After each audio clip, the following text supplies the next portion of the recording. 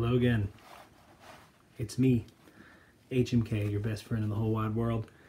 And I'm going to show you this cool 2000 AD related figure that I came across. It's kind of mysterious. Finding this figure was tough. Finding information about this thing was actually a lot tougher. You can type in the Visible Man, which is what this is. Pat Mills' creation that didn't appear very often at all in 2000 AD, but nevertheless has a really unique toy made after it, and actually a series of toys. But you can find a little bit of information about it, but as far as figuring out how many were made, how it was made, all this stuff, it's not very readily available.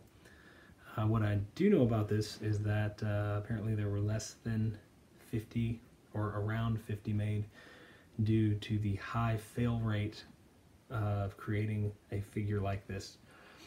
It was made by Unbox Industries and the Skull Toys, which features an artist named Paul Kaiju, who I guess has done a lot of stuff, but he used what they described as a 1950s style method of creating this toy to make it look as if it were something that you could buy in the 1950s.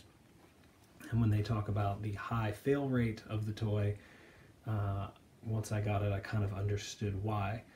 When I was deciding whether or not I was going to purchase this, though, I really couldn't find anything about it video-wise. Few pictures, but I wasn't even sure what I was getting. So I think if anyone's looking for this, maybe a video like this would be helpful to help you decide if this is something you want, because it's kind of expensive. This one was like 250 bucks.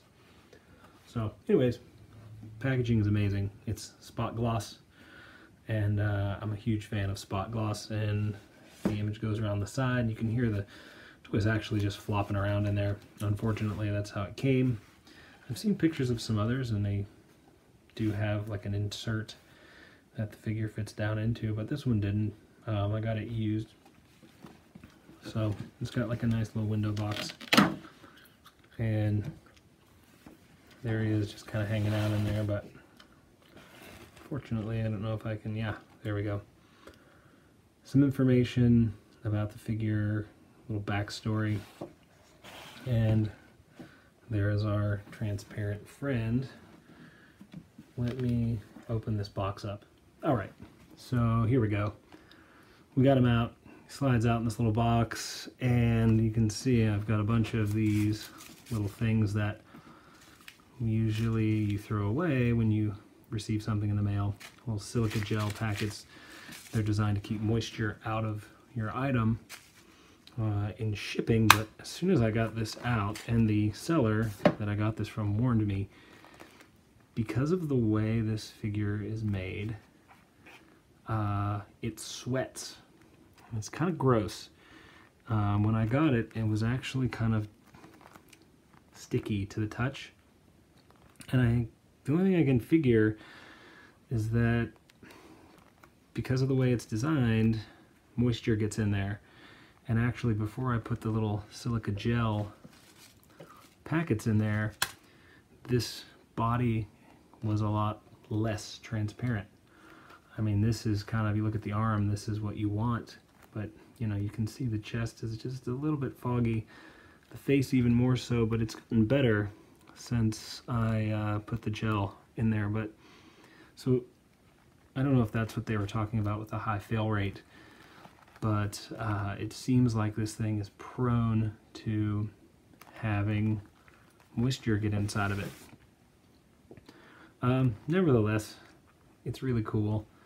It certainly has that vibe of something that you would have bought back in the 1950s.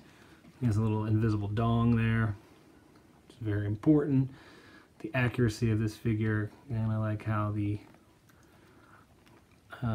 head sculpt has this blondish tint to it up here where his hair would be. When I was deciding whether or not to purchase this, Like I said, I couldn't figure out exactly how it was made. I was kind of maybe under the impression at first that what it was like a solid rubber outer shell that was transparent. That's not really what it is. It's, you know, it's more like an outer layer of plastic. You could even see here on the back there's a slit where I'm assuming they slid the body in and then sealed it. So it's not one piece. The head has a separate plastic from the arms and from the body. So I've also seen this described as version 1. So maybe they went back to the drawing board after this came out and did something different. That's possible. If you know anything about this, put something in the comments because that would be helpful to me. But yeah, there's the figure. It's cool that something from a very brief series of stories in 2000 AD has its own figure. It's cool that they kind of went out of the way to do something really unique like this. I would say if you're ordering something like this online, you should probably go ahead and get the seller to send you a photo of the actual item, like the seller that I bought this from did, because if they're prone to having moisture on the inside, then you want to make sure that yours isn't looking too rough. I was fine with the way this guy looked. I'd love to have something that had the crystal clear look that some of the other photos I've seen online do, but these are really hard to find, so you kind of have to pick it up when you can.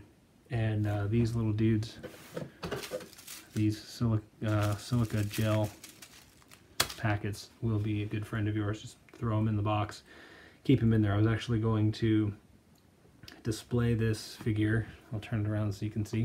I'm going to display this figure on a shelf out of the box, but the longer he hangs out outside of the box, the more sweaty he gets. And then when he gets sweaty, he has the tendency to slide and fall over. So you want to avoid that too. It doesn't hurt that the box is really cool looking. It's really a nice piece of artwork on its own, so keeping him in the box is not a huge deal. But hopefully this is helpful to somebody who's looking for one of these and has not been able to find much information.